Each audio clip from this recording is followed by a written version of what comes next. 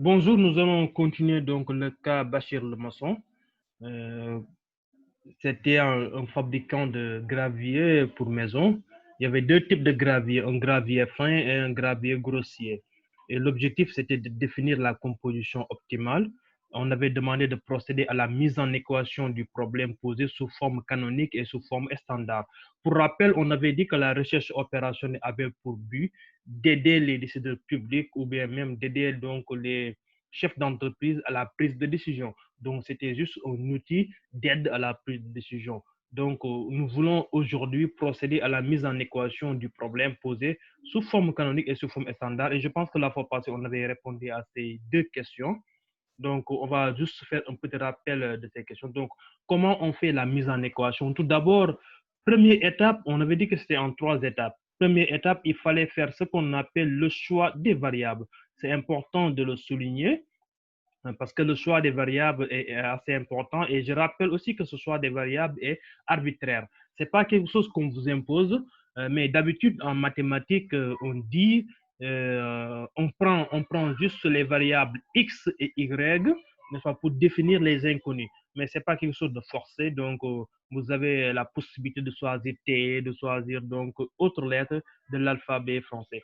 Donc on dit soit x la quantité, n'est-ce pas, soit X la quantité de gravier grossier à produire et Y la quantité de gravier fin à produire.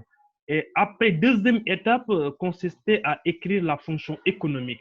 Pour la fonction économique, il fallait donc désigner une lettre aussi qui va marquer la marge bénéficiaire. Parce que nous, on vous rappelle que dans le cas de Bachir le maçon, il veut maximiser sa marge bénéficiaire.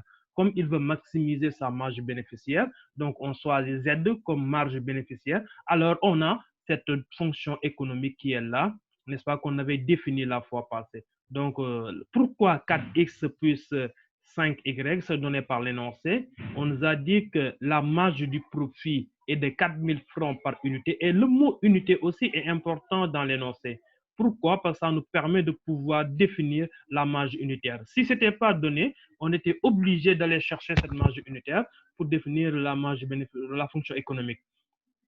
Donc, pour le gravier grossier et 5000 francs pour le gravier fin. Donc, c'est l'énoncé qui nous a donné ça. Donc, et pour réduire un peu et faciliter les calculs, on avait suggéré de mettre en unité donc 4x et 5y. Ça nous faciliterait un peu les calculs. Donc, et après, troisième étape, c'était de mettre le tableau des contraintes que vous voyez là. Donc, ce tableau des contraintes. Et si les contraintes étaient données par l'énoncé, donc, et je pense que ce n'est pas la peine d'y revenir. Je voulais juste montrer les trois étapes qu'il fallait passer donc, pour faire la mise en équation et aller vers ce qu'on appelle la forme canonique et la forme standard. Donc, ce qu'on nous avait demandé à la question 1. Pour la forme standard, bon, ça y est là. Donc, c'est la forme standard. La forme canonique, autant pour moi. Donc, on a maximisation de Z qui est la marge bénéficiaire qu'on va maximiser, mais il y a quelque chose qui nous empêche de la maximiser. Ce sont les contraintes qui sont là. Parce qu'on dit que pour le broyage, le fabricant ne peut pas dépasser 36 heures. Donc ça, c'est une sorte de contrainte à laquelle le fabricant doit faire face. Donc, nous avons donc cette forme canonique que vous avez là. Et après la forme canonique, on a la forme standard. Oui, la forme standard, on nous avait demandé aussi la forme standard avec le choix des variables d'écart. Et je vous rappelle que autant de contraintes, autant de variables d'écart. Ça, c'est une chose qu'il faut rappeler à chaque fois. Autant de contraintes, autant de variables d'écart. La variable d'écart, c'est l'écart qui peut exister entre la disponibilité et ce qui a été réellement effectué ou bien ce qui a été réellement fait. Donc, on arrive à la forme maintenant standard proprement dite. Donc, la forme, elle est là. Donc, la forme standard, nous avons marge, nous avons maximisation de Z sous contrainte maintenant de ces éléments-là, y compris ces éléments qu'on appelle variables d'écart. Hein. Donc, et aujourd'hui, nous allons directement faire la résolution graphique. Pour rappel, il faut dire que pour faire la résolution graphique, il faudrait que le nombre de variables soit égal à 2. Si le nombre de variables dépasse 2, on est appelé à faire une résolution du simplex. Donc, même à deux variables, on fait une résolution du simplex, mais la résolution graphique est beaucoup plus simple et beaucoup plus facile à faire. Donc, nous allons faire la résolution graphique. Pour la résolution graphique maintenant, c'est pas compliqué. Nous allons remonter sur la forme canonique, n'est-ce pas? Vous regardez là la forme canonique. Maintenant, chaque contrainte va être une droite. Chaque contrainte est une droite. Chaque contrainte est une droite. Donc, par exemple, ici, nous avons 2x plus 6y inférieur ou égal à 36. C'est une droite. Donc, nous avons notre première droite, la droite d'équation D1, la droite d'équation 2x plus 6y égale à 36. Donc, c'est la toute première droite que nous allons définir. Bon, je vais copier-coller. Je pense que c'est plus rapide. Si je fais comme ça, donc on fait copie. Donc là, on va faire copie. OK, et là, nous allons coller ça ici. Comme ça sera beaucoup plus simple. Et là, nous avons la première droite, c'est la droite D1. OK, excusez-moi. Donc, on va mettre là, je vais couper ici. OK, et le mettre ici. Donc, nous avons D1 d'équation. D1 d'équation 2x plus, OK, égal à 36. Donc, voici notre première droite.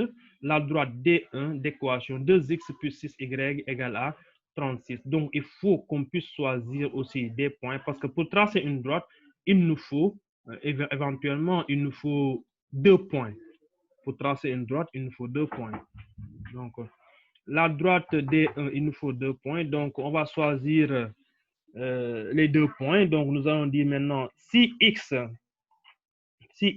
égale à 0, alors y, alors on va mettre 6y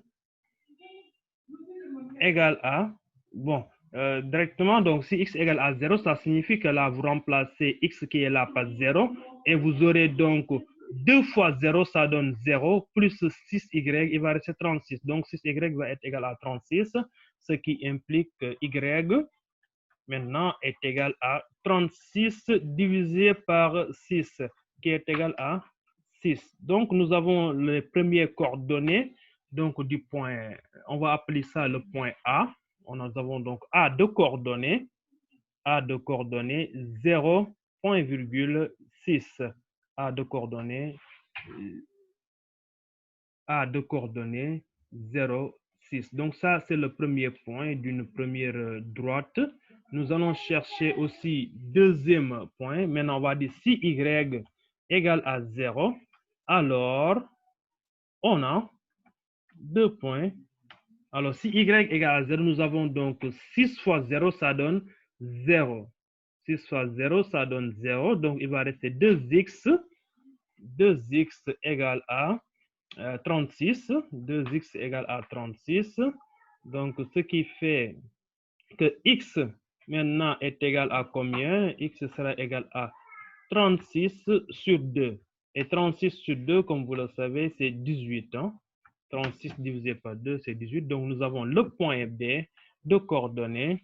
On va mettre 18, n'est-ce pas? 18, c'est le point 18, 0. Donc, nous avons les deux premiers points qui forment la toute première droite. Oui, ça forme la toute première droite donc, de notre résolution graphique. Donc, nous allons chercher la deuxième droite, toujours au niveau des contraintes. Donc, nous avons cette deuxième droite qui est là. Donc, la deuxième droite, ça sera donc la droite d'équation D2. OK, c'est la droite D2. Donc, on a donc ça. Donc, on va éliminer ça. C'était OK. Donc, nous avons la droite D2. On va amener D2 ici. Donc, nous avons la droite D2 d'équation 5x plus 3y. 5x plus 3y. 5x plus 3y égale à 30. Donc, on va faire la même chose. Si x maintenant est égal à 0, alors, donc 3y est égal à 30, n'est-ce pas? Ce qui fait que nous aurons, on a 2 points. y égale, donc y égale à 30 divisé par 3. 30 sur 3, ça nous donne 10. Hein? Ça nous donne 10. Donc, nous avons le point C de coordonnées 0, 10. Hein? Le point C de coordonnées 0, 10. Donc, nous avons notre troisième point. C'est le point C de coordonnées 0, 10. OK, nous allons souligner ça. Le point C de coordonnées 0, 10. Et après, on va dire la même chose. Si y égale à 0, si y égale à 0, alors nous avons 5x, n'est-ce pas, qui sera égal à 30. Donc, ce qui implique que on a 2 points. Donc, x est égal à 30 divisé par 5, ce qui est égal à 6. Donc, 30 sur 5, c'est 6, ce qui va donner notre quatrième point, c'est le point D de coordonnées. 6, OK. 6, 0, 6, 0, OK. 6, 0. Donc, nous avons ce point-là, 6, 0. Ça, c'est le point D. OK. Après tous ces points-là, il faudrait qu'on puisse les placer dans notre repère, n'est-ce pas? Et enfin, la troisième droite, parce que nous avons 3 contraintes. Je vous ai dit que le nombre de contraintes est égal au nombre de droites. Donc, nous avons 3 contraintes. Donc, nous aurons donc 3 droites. Donc, c'est cette droite-là. Donc, on va éliminer ça aussi.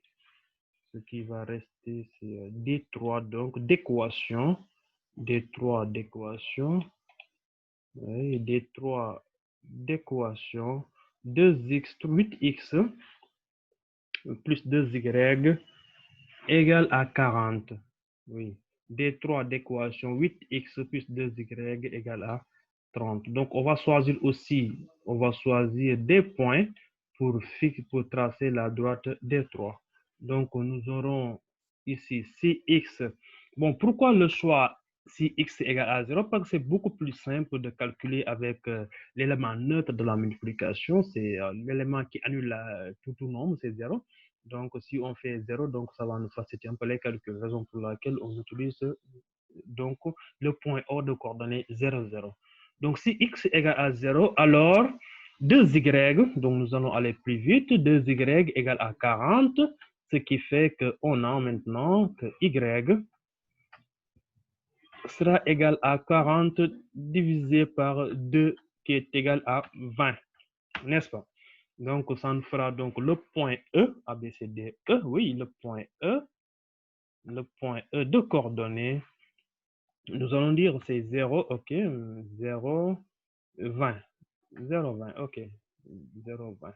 Donc, nous avons ici notre notre cinquième point, ok, notre cinquième point de coordonnées 0, 20. Notre cinquième point est de coordonnées 0, 20. Et là, nous allons dire maintenant si y égale à 0, alors on a 8x. 8x égale à 40. 8x égale à 40. On a 2 points. Donc, x égale, ça fera donc 40 divisé par 8. Et 40 sur 8, vous savez que c'est 5. Hein? 40 sur 8, c'est 5. Bon, il se peut. Bon, je ne pense pas, mais je pense que les calculs sont corrects. Hein? Je pense que les calculs sont corrects. Donc, ça nous fera donc le point F de coordonnées 5. Oui, le coordonnée 5. 5, 0, oui. Le coordonnée 5, 0.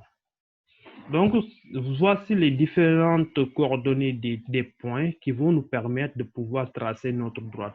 Donc, nous avons 3 droites. D'abord, nous avons la droite